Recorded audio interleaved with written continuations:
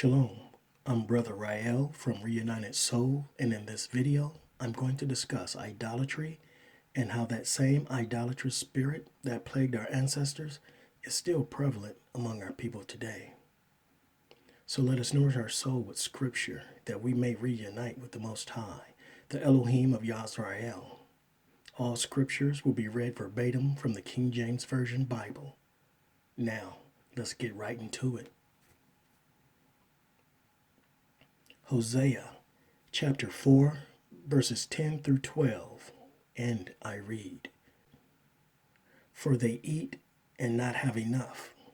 They shall commit whoredom and shall not increase, because they have left off to take heed to the Lord. Whoredom and wine and new wine take away the heart. My people ask counsel at their stocks, and their staff declareth unto them. For the spirit of whoredoms hath caused them to err, and they have gone a whoring from under their God. The spirit of whoredom, it was a problem then, it's still a problem now. The struggle is real. Now let's get into it. Kingdom or whoredom, choose you this day whom you will serve. The title of this discussion was inspired by one of our great ancestors, Yah-Hoshea, or as most know as Joshua. As Moshe's or Moses' assignment came to an end, he passed the leadership position to Yah-Hoshea, who led the children of Israel's victorious military campaign from the wilderness into the promised land. The Most High commanded Moshe to send a man from each tribe to spy out the land they would be soon taking. This is when Moshe changed Hoshea's name, which means salvation, and placed the Most High's name in front of it according to Numbers chapter 13, verse 16, and I read, These are the names of the men which Moses sent to spy out the land. And Moses called Hosea, the son of Nun, Yah-Hoshea. Now, keeping in mind, there's no letter J in Hebrew. We must also take into account that our ancestors, when they were abducted from the continent of Africa, were forced on pain of death to use their slave names given to them. Because names can sometimes give indication of your lineage and heritage. All this tampering with our ancestors' name was the successful attempt to erase the name of the Most High's people, according to Psalms chapter 83, verse 4. But in order to erase our people's name, they had to tamper with the Most High's name as well, because we are called by his name. If you haven't already, please take a look at my video titled Name of the Most High's People, where I explain it in more detail. So Moshe renames Hosea to Yah-Hoshea, which means Yah's salvation, which in fact gave his name greater meaning and purpose because of what was about to transpire with the children of Yisrael. Also keep in mind that Moshe and his generation was not allowed to enter the land because of their transgressions in the wilderness. The young Yah-Hoshea was going to lead the next generation into their inheritance, according to Deuteronomy chapter 1, verses 37 through 40, and I read, Also the Lord was angry with me for your sake, saying, Thou also shalt not go thither.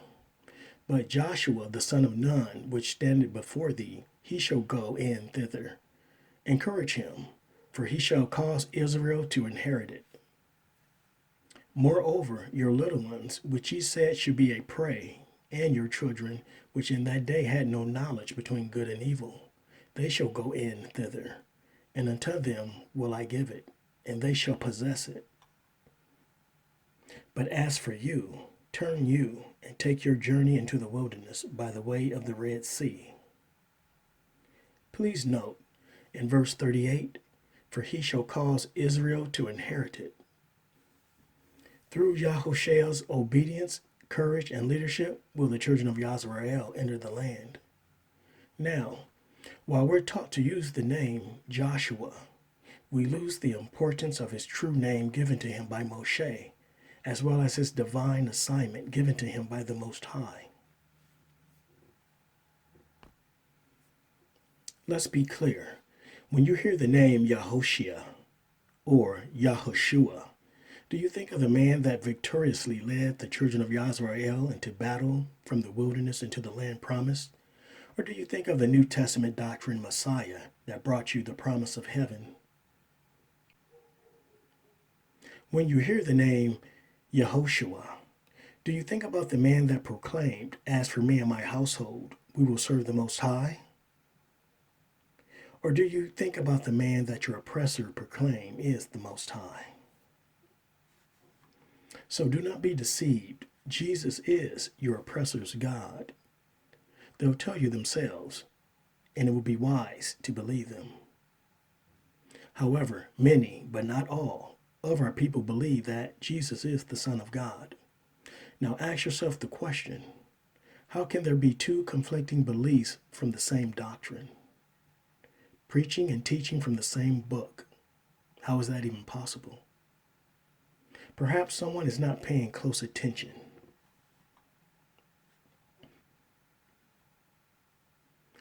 Now, let's finally hear from the real Yah-Hoshea as he addressed his people concerning idolatry according to Joshua chapter 24, verses 14 through 15. And I read, "Now therefore fear the Lord, and serve him in sincerity and in truth, and put away the gods which your fathers served on the other side of the flood, and in Egypt, and serve ye the Lord. And if it seem evil unto you to serve the Lord, choose you this day whom ye will serve, whether the gods which your fathers served that were on the other side of the flood, or the gods of the Amorites, in whose land you dwell. But as for me and my house, we will serve the Lord." Take heed, brothers and sisters, for Yah-Hoshea knows firsthand what happens when his people come into contact with the accursed thing. For his assignment to take the land promised was almost stopped dead in its tracks because of it. The children of Yisrael had clear instructions during the Battle of Jericho once the walls came crashing down, according to Joshua chapter 6, verses 17 through 19, and I read, "And the city shall be accursed, even it and all that are therein to the Lord. Only Rahab the harlot shall live, she and all that are with her in the house, because she hid the messengers that we sent. And ye in any wise keep yourselves from the accursed thing, lest ye make yourselves accursed, when you take of the accursed thing, and make the camp of Israel accursed, and trouble it. But all the silver and gold and vessels of brass and iron are consecrated unto the Lord. They shall come into the treasury of the Lord." And wouldn't you know it, somebody took of the accursed thing. Long story short, the next battle didn't go in Yah-Hoshea's favor, and the Most High told him why, according to Joshua chapter 7, verses 10 through 13, and I read, "And the Lord said unto Joshua, Get thee up, wherefore liest thou thus upon thy face? Israel hath sinned, and they have also transgressed my covenant which I commanded them. For they have even taken of the accursed thing, and have also stolen and dissembled also, and they have put it even among their own stuff. Therefore the children of Israel could not stand before their enemies, but turned their backs before their enemies, because they were accursed. Neither will I be with you any more, except ye destroy the accursed from among you. Up, sanctify the people, and say, Sanctify yourselves against tomorrow. For thus saith the Lord God of Israel, There is an accursed thing in the midst of thee, O Israel. Thou canst not stand before thine enemies until ye take away the accursed thing from among you."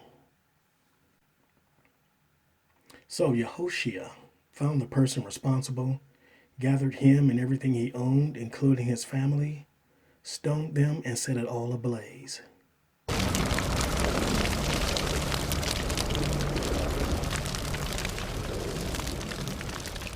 Now Yahweh could then proceed to move forward victoriously in battle.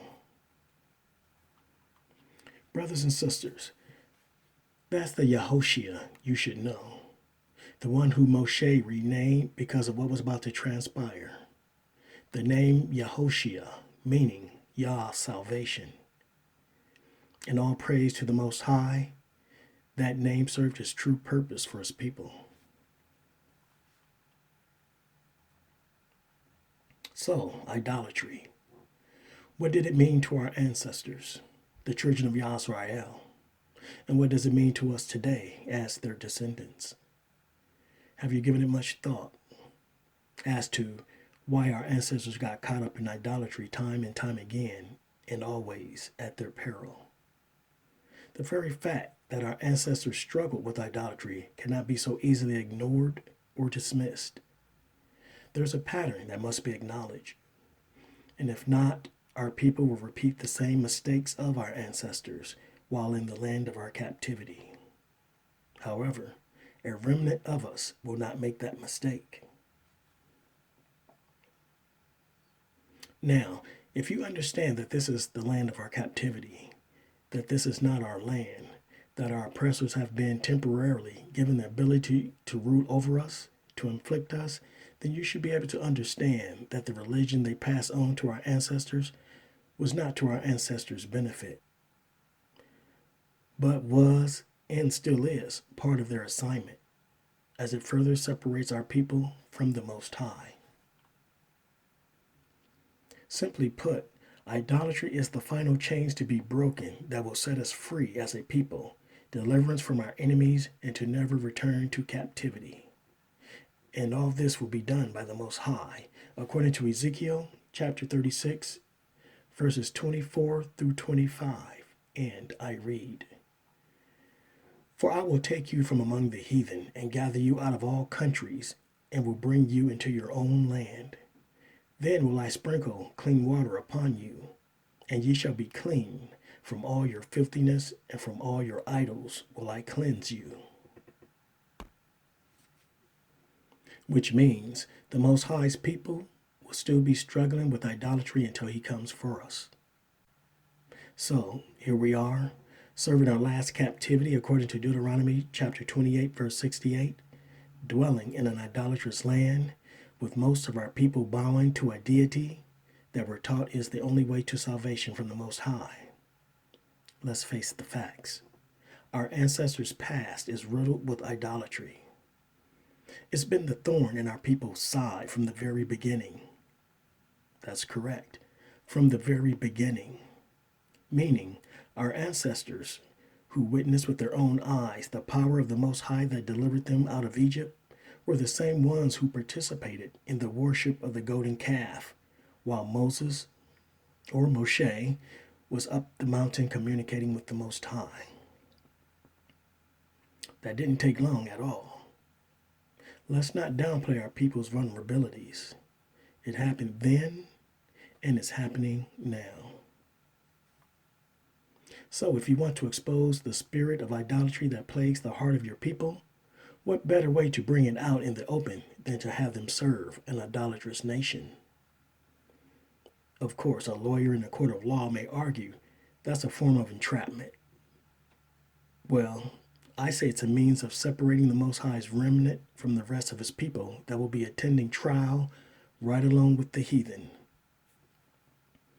Idolatry, however, is not an issue for the heathen because they have no covenant with the Most High. He doesn't expect to be worshipped by the heathen. It's not in their nature. The debt that's required from them is the blood of his people that was shed at their hands. That debt will be paid in full and probably with interest. On the other hand, the Most High's people will have to answer for their idolatrous ways because they do have a covenant with him. Instead of staying true to the word of the Most High, his people accepted a doctrine celebrated and endorsed by their oppressors. Let me repeat that. Accepted a doctrine celebrated and endorsed by their oppressors. Now, Standing before the Most High and explaining why you chose idolatry is like a person trying to explain their infidelity to the person they were married to. Needless to say, it won't be a pleasant conversation. No matter what lured you to commit such an act, no matter how innocent it may have seemed at the time, and no matter how good it felt, it can never be justified. Let me say that again. Infidelity can never be justified, and neither can idolatry. Let's take the advice from the Most High according to Jeremiah chapter 29 verse 13, and I read, "And ye shall seek me and find me, when ye shall search for me with all your heart." Please note, he said him, not us, meaning plural. He wasn't speaking in the plural sense as the New Testament doctrine will have you believe that Jesus was here from the beginning. Also notice that it said with all your heart.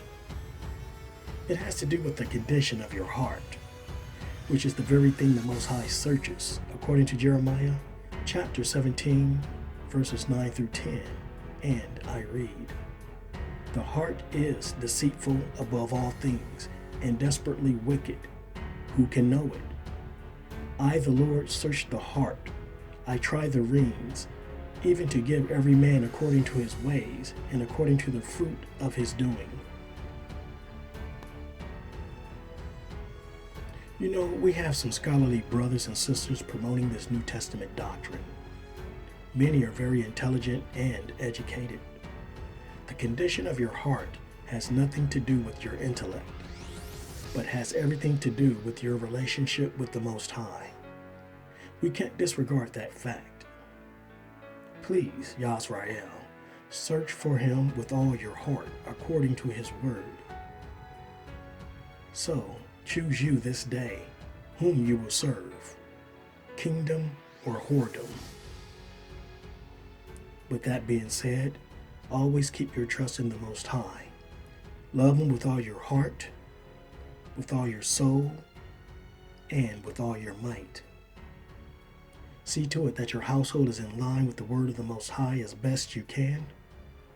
I thank you for taking the time to watch. Again, I am Rael, your reunited soul brother. And with that, I say to you, Shalom.